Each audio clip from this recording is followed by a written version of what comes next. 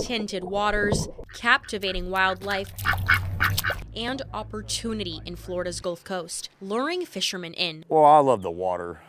After decades of searching beneath the surface, today, fishermen are doing their best to stay afloat. Used to, whenever you picked up a clump, there was 3 and 4 and 5 and 6 on it. You know, I see 1 on here now, maybe 2. It's kind of like a treasure hunt. A hunt that was once so plentiful in these waters. Oyster populations along Florida's Gulf Coast declined dramatically during the last decade.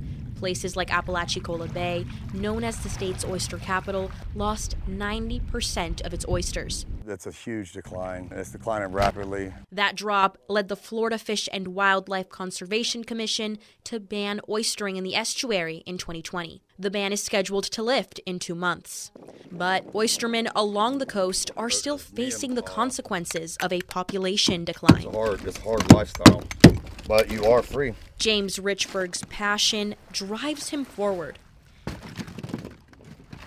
He and his cousin Dallas search Gulf waters for oysters by culling and tonging. Tonging is a practice that's existed in wild harvesting for years, but what farmers tell me is it's no longer nearly as profitable as it used to be. Grueling work in exchange for little profit is steering oystermen away. That's why there's not anybody doing it anymore. We used to have 15, 16 boats lined up right through here, and now you see 2. As traditional oystering dries up, another opportunity is seeping in. Aquaculture. I think that's going to be the new thing when it comes to providing oysters to commercial markets. Raising oysters in a controlled home. This will clip on. To perfecting the shape of the shellfish. In Apalachee Bay, a newer generation of fishermen is on board. I'd like to just raise a delicious, beautiful oyster. Gabe Milligan can produce more oysters in a quicker amount of time, boosting profits. He started his oyster farm a little less than a year ago. I didn't like oysters at all, believe it or not. I had a really bad experience whenever I was young with fried oysters, and I was like, man, I'm never eating an oyster again.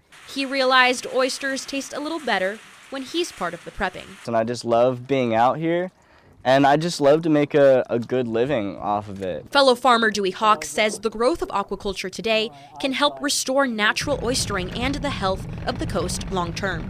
A very good way to get things started, and it's kind of a hybrid between farming oysters and repopulating reefs for the sole purpose of having them to be wild tonged at some point. Farmers are looking to bring the tradition back, so a legacy doesn't wash away. It's been good to know, and it's something I'm going to pass on to my children.